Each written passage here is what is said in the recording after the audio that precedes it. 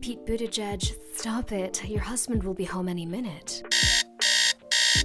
Rise and shine, degenerate! I awake to the sound of my own personalized alarm, created by a woman I saw yelling at a cashier at Trader Joe's. I said I admire your flagrant disrespect for the working class and banshee-esque vocal register. She responded, thank you. Classism is a family tradition, along with adultery. Haha. I want to commission you for voice work. I'll compensate you with money, mostly obtained through illegal means. Will this present an issue? No, I am morally bankrupt, thus perfect for the world of business. We have a deal. It is before noon. I consider this an accomplishment. My day begins with me staring at the wall and contemplating how my primary means of income is figuratively tap dancing for strangers and perverts on platforms expertly engineered to destroy our dopamine receptors and rewire the brains of youths. I bow my head at the altar of the algorithm. Have mercy on me, Susan. I've met my daily quota for self-hatred. Okay, time to be excellent and sexy.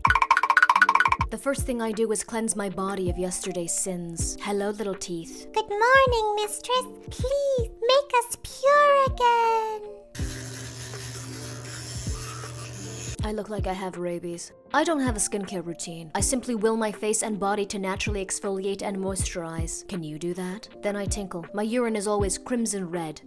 I'm sure I'll be fine. Next comes my vitamin ritual. Vitamin D. The only D I need. Or get, for that matter. Just kidding. I'm a harlot. I have a Planned Parenthood punch card. One more visit and I'll get a free YoPlay light. I do my daily morning stretches as my body is a temple in the sense that it is decrepit and has had multiple people sacrificed in it. I listen to my motivational tapes narrated by the same woman who does my alarm. You will trample your enemies today, won't you, Musings of a Crouton? Yes, I will, disembodied voice. You are feminine energy incarnate. Maddie from Euphoria wants what you have. I love pitting myself against other women. Okay, that's enough taking care of my body. I require sustenance. My ingredients. Ripened bananas that I cut up and froze. I ripped them out of the hands of an elderly woman at the grocery store. You have one foot in the grave, Diane. My young body needs the potassium. Vanilla almond milk, unsweetened of course. I cosplay as someone healthy. Ground cinnamon. I like to think they pulverized that Jamaican cinnamon stick from the Apple Jacks commercials. His mangled body screaming, "No man, I got a family. I'm the primary breadwinner." R.I.P. Then some additional natural sweetener because diabetes just won't come soon enough. I eat healthy purely for the sake of living long enough to see all my enemies and competition die. My pettiness alone won't keep me young. The rest of my meals for the day I do not cook or even eat. Rather, I absorb all the nutrients I need via osmosis from staring at images of the meals online. Oh, you guys aren't aware that's a thing? Well, maybe if you were a B- TikTok celebrity, you would have heard of it. I do not drink coffee, as caffeine is a drug and the only thing I'm addicted to is Chipotle. And also Oxy. I check my emails about thrice a day. First in the morning. On occasion, there will be a sponsor looking for me to promote their product. The exchange usually goes along the lines of, "Hello, mr.mosebyslefttit. We love your content. We would love for you to promote our new line of body pillows with built-in flesh pockets made to feel and sound like a real person. We have our employees scrub themselves onto the fabric so that it has that authentic, sweaty human scent. The body pillow even has a button to push where the buyer can hear all the phrases a real-life partner would say, like, 'Get a job!' Or, so my period is a few weeks late." All the classics. I, of course, respond in a professional manner. My only condition is that I get to rub myself against a few of your pillows to give away to my VIP patrons on Patreon. What can I say? I love my followers. They respond, "You're nasty." Deal. A contract is written up, a W-9 is signed. Another day, another poorly made business decision that will haunt me in a few years. In an attempt to procrastinate my work even further, I check out my pathetic attempt at social media. Maybe make a BTS tweet in order to trigger K-pop stans. Or I make a statement that will get me cancelled in the future. I respond back to comments on my YouTube and TikTok where I gracefully straddle the line between being flirtatious and being a Then comes the bulk of my day, writing, editing, and recording. I cycle through these 3 tasks on repeat day in and day out in a pattern that is so monotonous that I can slowly feel the fabric of my reality beginning to unravel.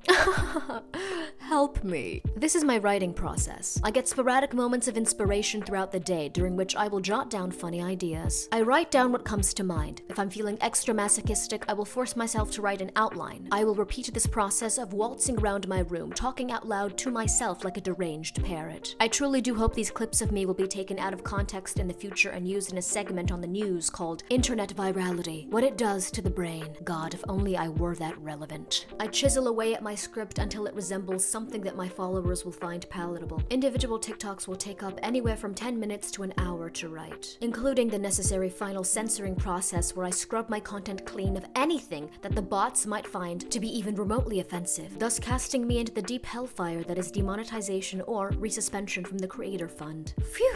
My creative castration is now complete. Editing is fairly simple. I sit at a desk with my muscles atrophying for several hours on end as I shift through footage of me messing up my lines and photoshopping tasteful visual gags, or downloading clips, GIFs, and audio segments that correspond to certain jokes. The recording process for TikTok is simple enough a monkey could do it, and by God would I want to see that. I either hold the phone up with my hand, or set it on a small stand if my whittle arms get tired. I set up the ring light on my desk if it's a regular me lecturing at the audience style video, my favorite and the most common. If it's a video that requires a very specific shot, I will devise a ratchet setup in order to get the right angle. I clip my mic onto my clothes if recording audio. I use either the lav mic or this larger microphone, which makes me feel like a Twitch streamer, to record the voiceovers, which you are hearing right now. Ooh, what if I said the N-word? Oh wait, I'm black. That wouldn't be controversial. I will try to do at least 7 hours of work every day. On particularly busy days, I have done as much as 15 hours. I need a break. Can I help you? When I finally finish editing my video, I upload it to a USB flash drive. When uploading the content, I rectally derive tags and a description that makes sense for the content of the video but are still basic enough where they will hopefully allow the algorithm to push my content to non-subscribers/followers. This is all my life consists of now, being a pitiful slave to the all-powerful yet ever-mysterious algorithm. There is no glory in this life, neither is there dignity. Oh well, if I've gotten all my chores done that day, I will decide to relax. My options are contacting my friends, doing art, or reading. I actually do enjoy reading. That's not some BS I included in this video to make me seem well-rounded or give off the appearance that I'm an intellectual. I have my annoyingly monotone voice that veers on the edge of being too sarcastic even in moments of attempted sincerity for that. I read for however long I feel like, until I get bored, which can be anywhere from 20 minutes to 2 hours. Then I scrub my body clean. I bathe with my clothes on, thank you. I'm a lady. Also, my clothes are fused to my body. I do not listen to any music in the shower. Instead, I listen to the hot water splash across my flesh. It hurts a bit, but the pain makes me feel alive. After brushing my shiny teeth and willing my body to moisturize itself, I braid my hair into 2, making me look like the girl from the Polar Express. But didn't you wake up with your hair unbraided? Yes, Linda. I have my assistant unbraid it for me at night. She also does my brows. I slip into another pair of pajamas. Thus, my vegetative state begins. Now my laptop can be used for what it was intended for, committing sins and rotting my brain. Just as God intended. Yes, I have fairy lights, even though I spent years mocking those basic college girls for the same reason. How dare they think they can enjoy themselves, creating an aesthetic environment with the help of mood lighting? And then I thought, is it worth it? Is your whole I'm not like other girls BS worth depriving yourself of this? Ugh. I'm currently watching 5 different shows simultaneously. When I get bored of one, I switch to the other. No, I will not be taking any feedback at this moment. Take your diagnosis of ADD elsewhere. I do not have attention deficit disorder. My attention span has just been destroyed by the platforms and apps that I now use to financially support myself. Is that morally questionable? Sure. But who would I be to lead a righteous life? Besides, I've already booked my VIP ticket to hell. I'm not canceling it. Ugh, I'll have to get that demon from Human Resources on the phone and then get transferred to Beelzebub, and God knows he's a pain to talk to. Always going on about his new Tesla and how energy efficient it is. The whole process is a bureaucratic nightmare. Often I will slip on my headphones and listen to various playlists, sometimes old classics, or just slowed and reverbed remixes of music that I can dance around to as I envision myself in the fantasies I've been retreating into for years, building upon them with each day. It is a coping mechanism that I engage in excessively. It's an entire universe at this point, thus making it something I should discuss at length with a therapist. Stop psychoanalyzing me. Let me have my fantasies. After a few hours of this, my brain begins to slip into an almost comatose state. It is time to sleep. Wait, I'm missing something. Voila. I have a limited edition NAACP issued black card, which means that I can manifest a do-rag onto my head whenever I want. And that's black privilege. Oh, who am I kidding? I fall asleep with my laptop right next to my face, inhaling all of those toxic fumes as my device, through its exhausted cries for respite, begs me to turn it off. But I do no such thing. You belong to me. Don't you ever forget it. Night-night. Thank you for watching. Like, comment, subscribe, or don't. I have no control over you.